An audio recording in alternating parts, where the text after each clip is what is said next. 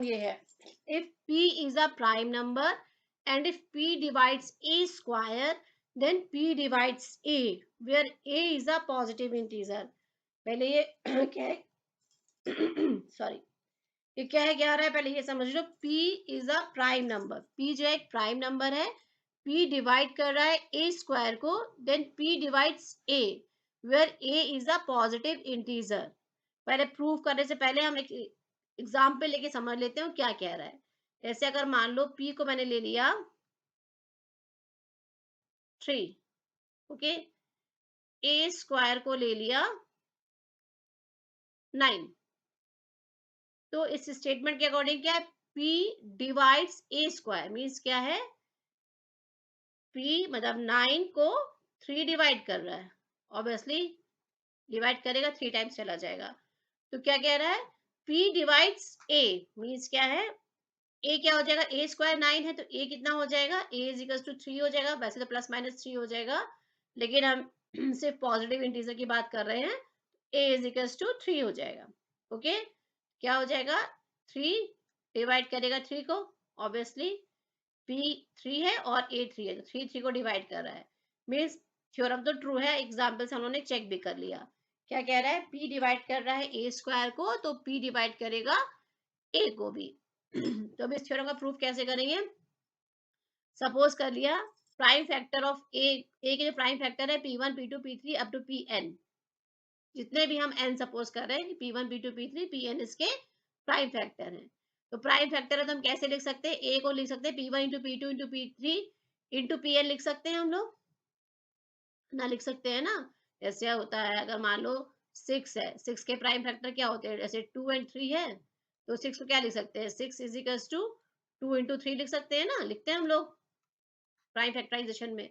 तो वैसे ही ए को p1 into p2 p3 up to pn तक हम लोग लिख सकते हैं। क्लियर, कोई डाउट, ठीक है।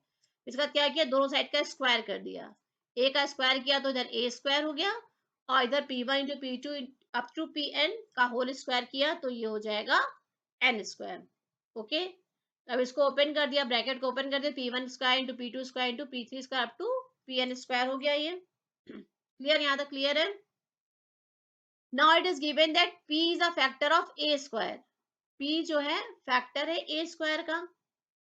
तो फंडामेंटल थ्योरम में हम लोगों ने क्या पढ़ा था, फैक्टर्स जो होते हैं वो यूनिक होते हैं, ठीक है, मतलब अगर 6 के फैक्टर 2 और 3 है तो 2 और 3 ही रहेंगे, चाहे 2 इंटू 3 लिख लो चाहे 3 इंटू 2 लिख लो। यही था ना फंडामेंटल थ्योरम ऑफ यूनिकनेस, कि जो भी किसी भी नंबर के जो फैक्टर्स होते हैं वो यूनिक होते हैं, ठीक है। तो इसमें क्या कह रहा है, p जो है वो फैक्टर है a स्क्वायर का, ठीक है, p जो है फैक्टर a स्क्वायर का, ये दिया हुआ है। Hence by fundamental theorem of uniqueness p should be one of these, क्योंकि ये जो फैक्टर्स हमने लिए हैं p1 से लेकर pn तक, इन्हीं में से कोई एक p होना चाहिए।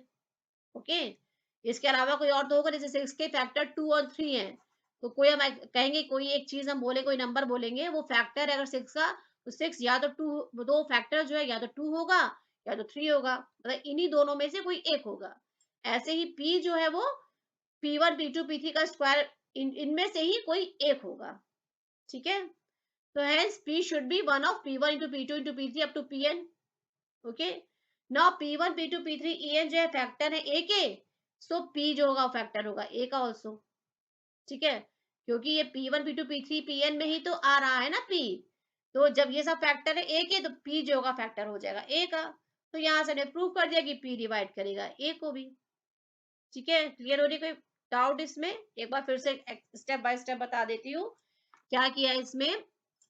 पहले मान लिया कि इसके जो a के जो प्राइम फैक्टर्स है p1 p2 p3 up to pn है, okay, a is equal to क्या हो जाएगा, p1 into p2 into p3 up to pn हो जाएगा, जैसे अभी 6 के लिए लिख रहे थे, 6 इज इक्वल टू 2 इंटू 3, ठीक है। दोनों साइड का स्क्वायर कर दिया, स्क्वायर करने से कोई फर्क तो पड़ेगा, एक साइड का स्क्वायर करे तो दूसरी साइड का भी स्क्वायर कर सकते हैं, ठीक है ना। जैसे हम लोग करते हैं, एक तरफ कुछ मल्टीप्लाई करते हैं दूसरी तरफ भी मल्टीप्लाई करते हैं, ऐसे एक तरफ स्क्वायर करें तो दूसरी तरफ भी हम स्क्वायर कर सकते हैं। तो ए स्क्वायर टू इस पूरे का होल स्क्वायर हो गया, a square to p1 square into p2 square into p3 square up to pn square हो गया। Okay, a square is to p1 square into p2 square into p3 square up to pn square हो गया, ठीक है, यहाँ तक clear है।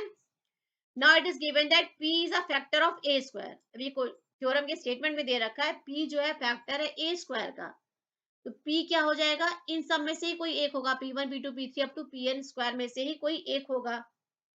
Hence p should be one of p1 into p3 p2 into p3 up to pn, इनमें से कोई एक होगा। अब p1 p2 p3 pn जो है फैक्टर है a के, सो ऑब्वियसली p भी जो हो जाएगा फैक्टर हो जाएगा a का। ओके, जब फैक्टर हो जाएगा तो मतलब p डिवाइड करेगा a को। ये हो जाएगा इस थ्योरम का प्रूफ।